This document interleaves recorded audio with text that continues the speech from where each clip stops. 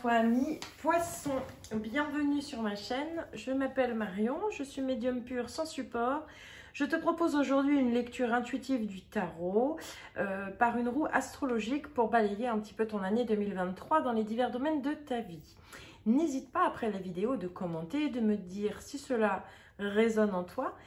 N'hésite pas non plus à cliquer sur le pouce, abonne-toi à la chaîne pour être informé aussi des prochains contenus qui sont à venir.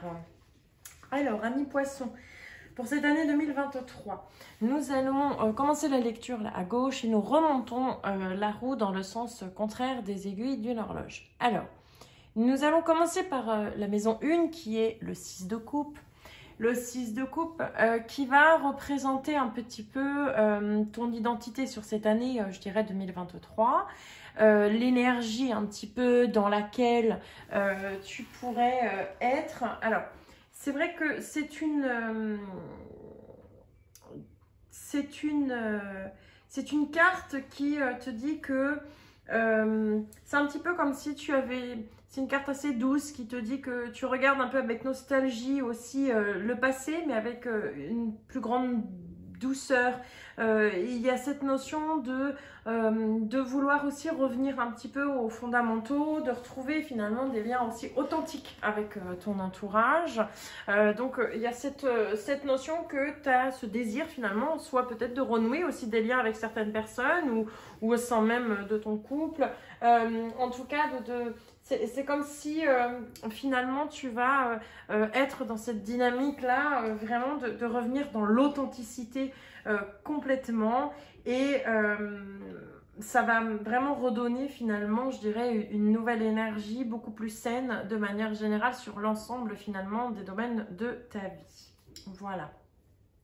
Ensuite, dans la maison 2, la maison 2 qui va représenter un petit peu la sphère matérielle de ta vie, on a la carte de la tempérance.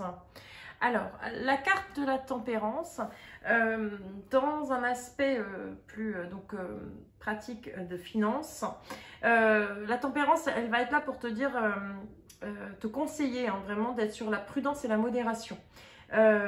C'est les investissements finalement sur le long terme qui seront rentables sur le long terme, qui vont être à privilégier. Même si ça va te nécessiter de demander une certaine patience pour récolter les fruits. Il t'est possible de décaler certaines décisions aussi financières dans le temps pour y réfléchir encore. C'est vraiment une bonne approche. Il est vraiment souhaitable financièrement de ne pas prendre de décision sous le coup de l'émotion, mais vraiment d'avoir finalement à nouveau un peu la tête froide. Donc pas de dépenses inutiles, il faut vraiment rester sur la projection du long terme avant je dirais, de sortir le chéquier. Ensuite, nous allons aller dans la maison 3. La maison 3 qui va représenter un petit peu je dirais... ton savoir de communication aussi avec ton entourage, ça représente un petit peu aussi ce à quoi tu vas plus le penser cette année. Alors c'est vrai qu'on est dans l'énergie des amoureux. Alors la carte les amoureux, c'est vrai que c'est une carte quand même qui reste dans l'ensemble plutôt je dirais positive. On est dans l'harmonie, les sentiments réciproques, le fait que tu sois déjà dans une énergie un petit peu d'un retour à l'essentiel, aux fondamentaux, ça veut peut-être dire aussi, voilà, peut-être que tu cherches à renouer en quelque sorte au sein de ton couple, retrouver cette réciprocité, cette harmonie. Donc il y a une notion vraiment aussi, attention, parce que la carte des amoureux peut être relative à la prise de décision d'un choix quand même qui va être important à faire, et il y a cette notion dans ce choix ça peut avoir un impact assez important aussi derrière sur ta vie. Tu veux pas prendre la mauvaise décision, donc finalement tu poses et tu pèses le pour et le contre. Ce qu'il faut que tu prennes conscience avec les amoureux, c'est que le choix qui peut aujourd'hui aussi se créer un petit peu dans ton esprit, et le choix qui peut te paraître, excuse-moi, le plus juste aujourd'hui, ne l'est peut-être pas forcément pour l'avenir. Mais pour le moment, de toute façon, on est plus à la réflexion qu'à l'action. Voilà, il faut rester un petit peu dans cette dynamique-là et pour le moment, d'entretenir et d'être, je dirais, à la recherche un petit peu de l'apaisement et de la complicité. Ensuite, nous allons dans la maison 4. Alors, la maison 4 va représenter justement le foyer, la famille et tout ce qui s'ensuit. Nous avons le page de Pentacle, ou plus communément appelé aussi le valet de, je dirais, de denier. Il y a une notion, parce qu'on est dans le foyer, la famille, c'est un petit peu le côté, on te dit que le valet de denier ou le page de Pentacle, là, il va être temps de parler un peu de la suite. On parle de choses où vous n'êtes pas forcément en accord sur la suite, comme si il y a peut-être quelque chose finalement qui, je dirais, comme si on n'était pas en accord sur une continuité, sur un choix de projet d'avenir, qu'il est nécessaire un petit peu finalement d'en parler, parce qu'il y a une notion, voilà, peut-être que finalement, malgré ou les années, hein, si on est en couple, malgré peut-être on ne connaît pas totalement non plus l'autre, et qu'il faut jouer un peu carte sur table aussi. En même temps, c'est une nécessité si on veut retrouver une certaine harmonie, comme peut le signaler les cartes précédentes. Ensuite, dans la maison 5 qui va représenter ce à quoi tu peux donner naissance sur cette année, où ça représente aussi les enfants. Alors, il y a cette notion, l'impératrice en elle-même, c'est une carte qui reste très positive, hein, c'est la figure un peu maternelle du tarot. Elle symbolise vraiment le côté féminin. Et il y a cette notion un petit peu de... Justement, on t'invite à vivre dans cette énergie féminine, à t'assumer dans ta féminité. Alors, de manière très pratique, hein, carrément l'impératrice peut annoncer une grossesse, ou un souhait, ou une naissance. En tout cas... il y a cette notion où on t'invite à être dans la forme, enfin je dirais dans la voie de la création. Alors ça peut être aussi en quelque sorte un sujet, comme on disait qu'il fallait mettre un peu les choses à plat, peut-être qu'il y a un désaccord là-dessus aussi au sein du couple et qu'il faut peut-être peser un peu le pour et le contre, parce qu'il y a quelque chose chez toi, ami au poisson, où il peut y avoir encore cette aspiration en quelque sorte à donner naissance. Il y a cette notion, voilà, c'est aussi... l'impératrice, elle t'invite un peu à créer un espace de dialogue, de respect avec tes enfants, de vraiment construire une relation et une communication saine avec tes enfants. Ensuite, nous avons la maison 6 qui va représenter un petit peu les habitudes plus ou moins saines pour ton propre bien-être. On est sur une carte du 2 d'épée. Alors le 2 d'épée, comme tu peux le voir, on la voit un peu mieux là. Le 2 d'épée, sa particularité effectivement, c'est qu'elle est quand même affiliée aussi un peu au mental. Il y a cette notion d'être tiraillé aussi entre deux possibilités. Comme si tu pouvais chercher à réconcilier un peu ces deux forces opposées.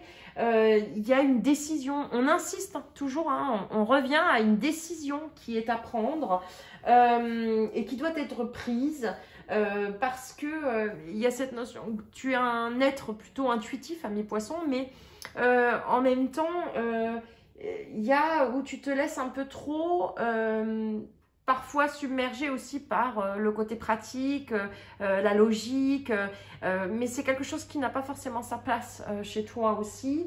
Alors, pour autant, même si on te parle de décision, le 2 d'épée va rejoindre un petit peu aussi, que ce soit les amoureux, la tempérance, le page de Pentacle, il te dit que c'est pas le moment non plus. C'est-à-dire qu'elle est à évaluer, que l'introspection, elle est nécessaire et que de toute façon, ce n'est pas une décision à prendre sur un coup de tête, mais bien une décision qui sera finalement prise dans son temps. Ce n'est pas quelque chose qui est encore à l'ordre du jour de manière concrète. Ensuite, nous passons à la maison 7. 7 qui va représenter l'aspect sentimental dans ta vie. Bon. On a une belle carte, effectivement, malgré ce qui peut être un peu signalé précédemment. C'est une carte très positive au niveau de l'amour, puisque si tu es effectivement, alors en tant que célibataire, que tu es à la recherche, je dirais un peu ton âme sœur, on te dit qu'effectivement, il y a cette notion où la rencontre sur 2023, elle arrivera sur ton chemin. Ou que tu peux être à même de rencontrer une personne très solaire, enthousiaste, positive. Il y a quelque chose, voilà, où il va falloir creuser en quelque sorte et poursuivre dans cette direction avec cette nouvelle rencontre. Si tu es déjà en couple et que le couple peut connaître effectivement aussi des difficultés, on te conseille de retrouver le bonheur quand même d'être ensemble. Donc on en revient un peu au 6 de coupe aussi au départ, qui te disait de essayer de renouer en quelque sorte. C'est une manière un peu d'essayer de rallumer ce qu'il pouvait y avoir avant, mais sans occulter, j'insiste là-dessus, c'est-à-dire sans occulter les différences aussi et les aspirations réciproques qui peuvent, où l'aspiration de l'autre n'est pas forcément en phase avec la nôtre, donc ça veut pas, enfin, ce qui veut dire que tu ne peux pas t'interdire finalement aussi ou te sacrifier. Donc il y a cette notion vraiment où même si le soleil est une carte très positive en amour, qui te dit que tu peux effectivement être dans cette reconnexion, mais en cas de difficulté, voilà, c'est peut-être, comme la décision n'est pas pour maintenant aussi, on peut repasser par une phase, je dirais un peu lune de miel avec l'autre, mais voilà, il y aura quand même des questions et des questionnements qui reviendront sur le chemin et des choses qui seront finalement à évaluer dans l'avenir. Ensuite, nous passons dans la maison 8. La maison 8 qui va représenter un petit peu les difficultés ou les défis. Très clairement, on a une carte, le 7 de Pentacle, bon, une carte qui est très saine en soi, qui est là pour apprendre un petit peu la patience. Il y a une notion dans le 7 de denier, ou le 7 de Pentacle, que la difficulté, c'est plus sur le plan matériel. On te dit qu'après une période de difficulté quand même, ton travail un peu de longue haleine, tes efforts aussi sur le long terme, ils finissent par payer. On a quand même une amélioration sans pour autant être dans l'abondance. Si on reprend la vie matérielle au départ, on te dit bien que pas de décision à la hâte, il faut juste voir les investissements sur le long terme, pas sur des achats compulsifs. Attention. Donc, ça annonce aussi quand même, voilà, il y a cette notion d'effort, mais d'efforts qui sont encore aussi à mettre en action aujourd'hui parce que je dirais que le fruit n'est pas totalement mûr. Donc, il y a encore à entretenir finalement, en quelque sorte, cette partie de son jardin. Vraiment, encore pour le moment, la récolte n'est pas encore là, même si on commence à avoir effectivement, je dirais un peu des fleurs qui apparaissent. Donc, il est temps vraiment aussi de continuer dans les ajustements qui s'imposent pour continuer finalement à atteindre très clairement ton objectif. Mais c'est une carte qui reste quand même positive pour un défi. C'est juste, je dirais, finalement, l'annonce de continuer à travailler la patience et la persévérance. Ensuite, dans l'accroissement. Alors, ce qui est très intéressant dans l'accroissement, donc, c'est tout ce que tu peux récolter ou tout ce qui peut être positif chez toi sur cette année 2023. Tu as le 9 de Pentacle. Alors, on en revient un petit peu aussi à la situation matérielle, en quelque sorte. Le 9 de Pentacle, c'est représentatif aussi du travail acharné, de la persévérance. Il y a quand même une certaine ténacité à vouloir bien gérer les choses et finalement, tu récoltes aussi ce que tu as semé. Donc, tout ce travail de patience et de persévérance finit par payer. Donc, pour moi, c'est comme si dans l'accroissement, sur fin 2023, vraiment, tu vas avoir une autre perspective. Sur un plan financier, il y a des choses quand même qui vont finalement finir par s'ouvrir. Finalement, ça te donne confiance en toi, en l'avenir. Il y a vraiment une notion où un sentiment un peu plus de liberté aussi, de pouvoir faire un peu plus de choses et de moins de restrictions. Et je ramène ça effectivement au sentimental quand même, puisque c'est quand même quelque chose qui ressort dans ton tirage sur cette année 2023 à mi-poisson. Ensuite, dans cette maison 10, donc qui est tout en haut, la maison 10 qui représente un peu ta carrière hein, au niveau professionnel, tu as la carte de la force. Alors, la carte de la force, elle est quand même quelque chose de très, très intéressante. On te dit que tu es sur la bonne voie quand même pour obtenir aussi ce que tu veux. La promotion ou vraiment... j'ai ce côté où ta persévérance, t'as créé ta réputation en quelque sorte aussi, et puis t'as l'énergie, t'as l'envie, t'as des idées, donc c'est comme si t'amenais aussi quelque chose, un nouveau souffle au niveau peut-être de ton service de travail, quelque chose, on te dit que vraiment, voilà, tu oses formuler aussi tes ambitions et que tu agis en plus en conséquence, donc il y a vraiment cette perspective d'évolution, t'as un peu la main, un peu pour fixer aussi hein, les règles du jeu, tu as cette capacité à recadrer aussi un peu les choses, les relations professionnelles, poser les limites. En tout cas, si tu as déjà une situation qui est bien établie, pour moi, c'est toujours dans une continuité et dans un souci d'évolution et c'est très positif. Si à l'opposé, effectivement, tu es à la recherche de quelque chose ou tu n'as peut-être pas d'emploi ou quoi que ce soit, on te dit qu'il faut que tu persévères dans tes efforts. Parce qu'il y a vraiment pour moi une opportunité qui va se présenter là sur cette année 2023 et que si tu as cette impression de stagner, utilise un peu ce temps aussi pour identifier tes forces, tes faiblesses vraiment finalement ce que tu désires réaliser professionnellement. Voilà, donc tu peux avoir un complément, un besoin de compléter aussi ta formation ou de faire quelque chose. Mais en tout cas, tu vas avoir l'énergie, si tu veux, de pouvoir te battre sur cette année 2023, en tout cas sur un plan professionnel.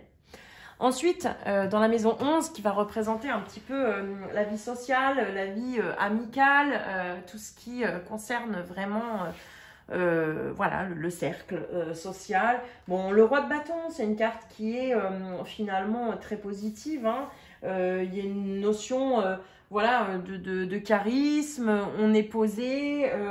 Il y a vraiment une notion où tu peux avoir un mi-poisson un peu ce côté ou cette qualité de leader. En tout cas, tu es respecté dans ton environnement. Il y a vraiment cette notion-là.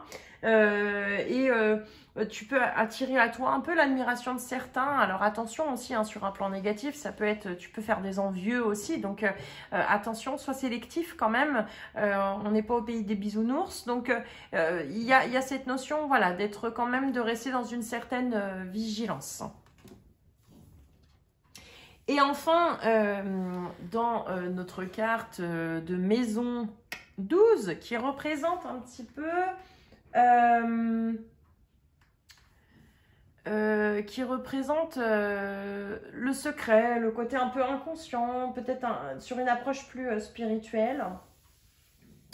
Il y a une notion que tu as cette possibilité de t'améliorer, de grandir, d'atteindre une certaine guérison aussi émotionnelle. Tu as la force en toi, hein, en quelque sorte. Et il y a cette notion où tu es lucide sur le fait que dans tes capacités, tu es dans cette, je dirais, dans cette compétence de pouvoir aider aussi les autres. Donc, il y a vraiment une notion où tu mets à profit tout ce que tu vis, à profit pour les autres. Il y a vraiment une notion, finalement, où... ce que tu caches dans l'inconscient, il n'y a pas vraiment quelque chose que tu te caches parce que tu es parfaitement consciente de tes capacités et de ta force pour pouvoir finalement avancer. Voilà, amis poissons, j'espère que la vidéo t'aura plu. Je te souhaite une très belle année 2023, de belles choses, quand même ce profil à l'horizon. Et n'hésite pas à me laisser un petit commentaire, cliquer sur un petit pouce et je te souhaite une belle soirée.